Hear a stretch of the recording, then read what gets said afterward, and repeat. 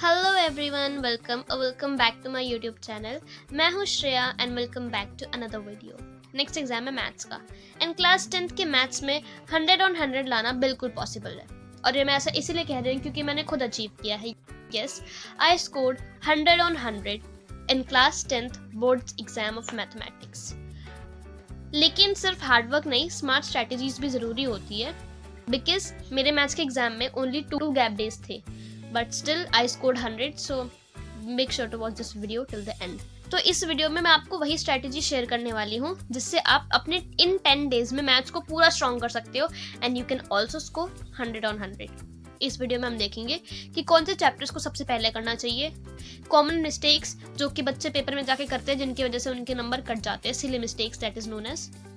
Next exam के लिए best confidence boosting strategy. तो इस वीडियो को पूरा देखना क्योंकि एंड तक आपको पूरा क्लियर रोड मैप मिल जाएगा। सो देखो, मैथ्स में जो सबसे बड़ी गलती स्टूडेंट्स करते हैं वो ये है कि बिना कॉन्सेप्ट समझे वो रटने की कोशिश करते हैं। सो देखो, एग्जाम में ना ट्रिकी क्वेश्चन आते हैं, ऐसे डायरेक्ट क्वेश्चन आते हैं बट वो 80% होते हैं। जो बच्चे बाकी के 20% होते हैं ना, जो सारे बच्चे एस नहीं कर पाते, वो इसलिए नहीं कर पाते क्योंकि वो थोड़े ट्रिकी होते हैं, उनमें आपको थोड़ा दिमाग लगाना पड़ता है। बाकी जो डायरेक्ट क्वेश्चन होते हैं वो तो सारे बच्चे अटेम्प्ट कर लेते हैं, लेकिन 100 किसके आते हैं, जो उन 20% क्वेश्चन की भी प्रैक्टिस करते हैं।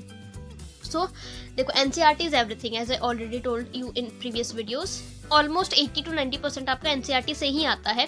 तो सबसे पहले अभी जो बचे हुए 10 डेज है, इसमें आपको क्या करना है, सबसे पहले एनसीईआरटी के सारे क्वेश्चंस प्लस एग्जाम्पल्स को तो जरूर ही करना है, एग्जाम्पल्स एक भी स्किप नहीं करना, को सॉल्व करना है, ठीक है। देन उसके बाद what you have to do कि एग्जाम्पलर उठाना है।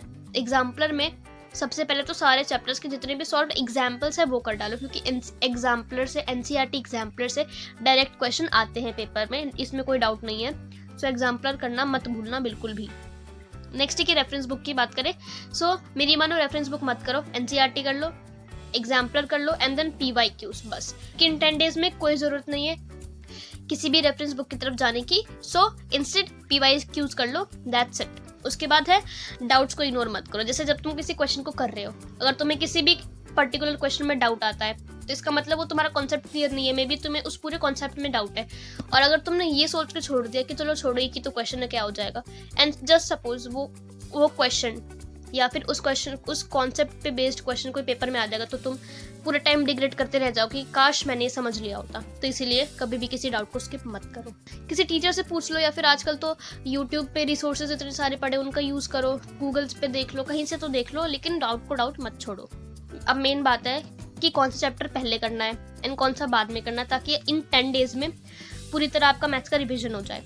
देखो, सबसे पहले उन चैप्टर्स को करो जो आपके स्ट्रॉन्ग है। लाइक अभी स्टार्टिंग में 2 से 3 दिनों में क्या करो, जो चैप्टर्स आपके ऑलरेडी स्ट्रॉन्ग है उन्हें करके एक साइड में रख दो, क्योंकि आपका एम है 95 प्लस स्कोर करना। तो 95 स्कोर करने के लिए आपको क्या करना है कि सारे टॉपिक्स आपके क्लियर होने चाहिए। तो सबसे पहले जो आपको आते हैं, अच्छे लगते हैं, ईजी चैप्टर्स, उनको तो आपने असाइड कर दिया। देन उसके बाद वो टॉपिक्स देखो जो आपको नहीं आते लेकिन उसका सीबीएसई में वेटेज ज़्यादा है, उन चैप्टर्स को उठाओ, उनको अच्छे से सॉल्व करो, उस कॉन्सेप्ट को समझो, क्वेश्चंस लगाओ, पीवाईक्यूज लगाओ।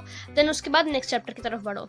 और जो लास्ट के डेज बचते हैं उनमें आप वो चैप्टर करो जो कि आपके मॉडरेट लेवल के, एंड 7 डेज में आपको ये सारा निपटा देना है, जिसमें आप NCERT plus exemplar plus PYQ सारे आप 8 डेज में निपटा दोगे मैक्स टू मैक्स, ठीक है। उसके बाद जो आपके पास 2 से 3 दिन बचते हैं, उसमें आपको क्या करना है, आपको भर के सैम्पल पेपर सॉल्व करना है। सैम्पल पेपर्स हो गए, पास्ट ईयर पेपर्स हो गए, प्रीवियस ईयर के सैम्पल पेपर्स हो गए जो सीबीएसई ने रिलीज करे थे, वो सारे आपको सॉल्व कर डालने हैं। एंड सिर्फ सॉल्व ही नहीं करना, उनको बाकायदा चेक करना है। एंड आपको ये चीज़ देखनी है कि आपका नंबर कहाँ कट रहा है। इसका मतलब कि जहाँ आपका नंबर कट रहा है वो टॉपिक आपका वीक है, वहाँ पे फिर आपको उस टॉपिक पे फोकस करना है। देखो, मैंने पर्सनली यही चीज़ करी थी, मैं सैम्पल पेपर करती थी, उसे खुद से चेक करती थी ताकि मुझे ये पता चले कि मुझसे गलती हो कहाँ रही है। तो सेल्फ एनालिसिस बहुत ज़्यादा इंपॉर्टेंट है, क्योंकि इससे आपको पता चलेगा कि आप कहाँ पे लैग कर रहे हो, ठीक है।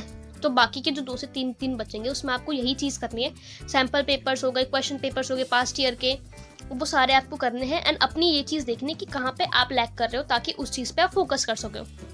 एंड देन उसके बाद मैथ्स में स्पीड और एक्यूरेसी दोनों होनी चाहिए, और इसके लिए आपको फॉर्मूलाज याद होने चाहिए। और ये कैसे याद होंगे आपको, तो देखो, जैसे जैसे आप क्वेश्चन सॉल्व करोगे ना, किसी भी एक पर्टिकुलर फॉर्मूला पे 5 क्वेश्चन करे आपने, तो वो फॉर्मूला आपको अपने आप ही याद हो जाएगा, इसमें कोई बड़ी बात नहीं है।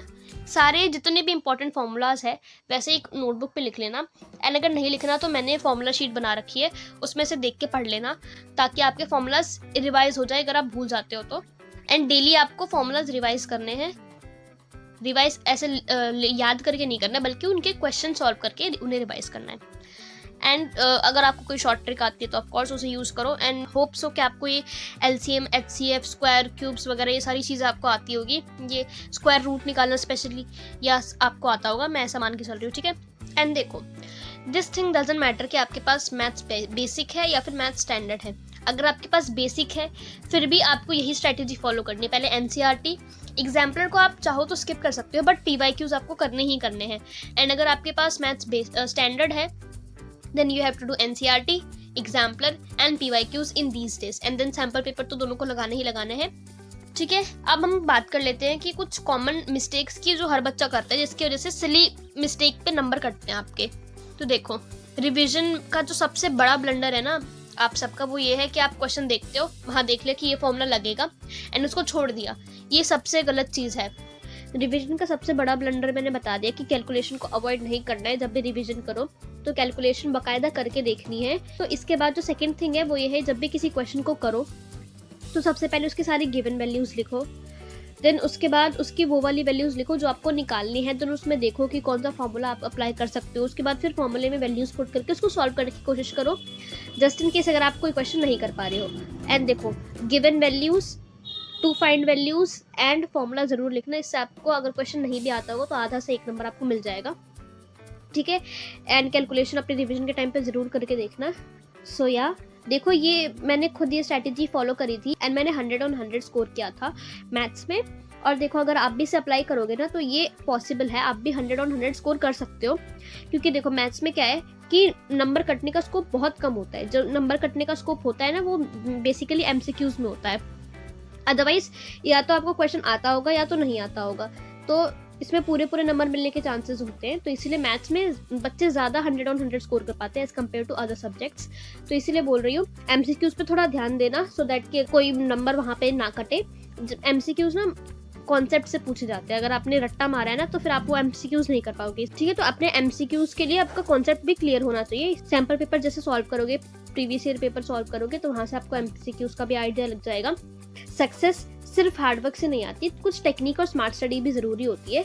एंड मैथ्स में जो कॉन्फिडेंट बनने का सबसे अच्छा तरीका है रोज़ प्रैक्टिस करना, क्योंकि मैथ्स सिर्फ और सिर्फ प्रैक्टिस मांगती है, ठीक है। एंड अगर ये वीडियो आपको हेल्पफुल लगी हो तो एक लाइक ज़रूर करना और अपने दोस्तों के साथ शेयर करना। And please consider to subscribe the channel for more such videos, क्योंकि अभी I will be bringing more videos. जैसा आप लोग कहोगे मैं वैसी वीडियोज़ लेके आऊँगी आपकी बोर्ड एग्जाम प्रिपरेशन में हेल्प करने के लिए। So consider to subscribe the channel.